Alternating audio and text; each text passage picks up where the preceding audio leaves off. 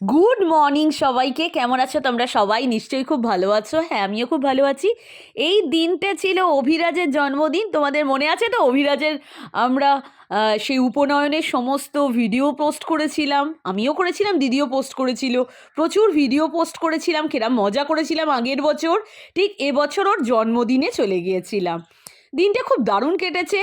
ছোটোবেলায় আমাদের কিরম মনে হয় বলো তো, যে বড় হয়ে গেলে ভালো হয়, তাড়াতাড়ি বড় হলে বোধহয় অনেক মজা করা যায়। কিন্তু ছোটোবেলার মজাগুলো সেখানেই থাকে। আর ছোটোবেলায় যে বন্ধুত্বগুলো হয়, মানে স্কুলে যে বন্ধুত্বগুলো হয়, সেগুলো কিন্তু পরে আর হয় না। পরে গিয়ে না এমন বন্ধু পাওয়া যায়, কি বলো তো, মানে কলেজ অবধিও ঠিক আছে, তারপরে বলো কর্মক্ষেত্রে বা অন্যান্য ক্ষেত্রে শুধুমাত্র স্বার্থ সম্বলিত বন্ধু পাওয়া যায়, মানে স্বার্থের জন্য বা এই ধরনের। কিন্তু ছোটোবেলার বন্ধুত্ব সেই স্কুলের, সেটা তো ভোলাই যায় না। কলেজেও আমি বলতে পারছি না, তবে স্কুলেরগুলো কিন্তু হারানো খুবই, মানে আমাদের জন্য খারাপ আর কি। স্কুলের বন্ধুত্ব যেন রয়েই যায়।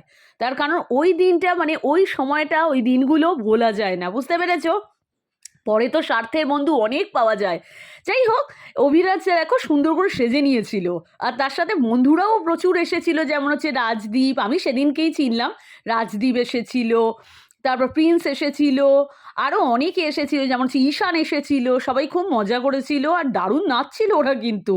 যেমন ফুসফাস ঠুসঠাসওয়ালা গানে সব থেকে ভালো নাচছিল। এছাড়াও প্রচুর দারুণ দারুণ গান চালাচ্ছিল ওরা। পাঞ্জাবি সঙ্গেও দারুণ নাচছিল। মানে আজকালকার বাচ্চারা এত ভালো নাচে, এত ভালো, মানে ওদের সাথে টেক্কা দেওয়াই দুষ্কর।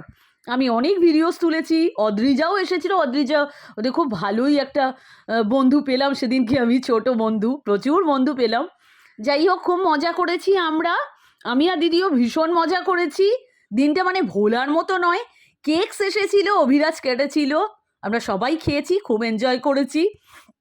এক একটা দিন মানুষের কিন্তু মনে একদম রয়ে যায়। তোমরা একটু নাচটা দেখতে পাচ্ছ? নাচটা কিন্তু দারুণ এনজয় করেছি।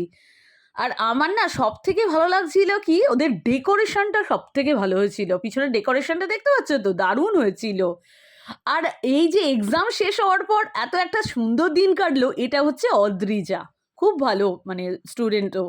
আর এটা হচ্ছে আমাদের খাবার ছিল আলটিমেটলি। আমি আর মাটো দিদি খেতে বসে পড়েছিলাম। এটা হচ্ছে কড়াইশুঁটির কচুরি, আলুর দম।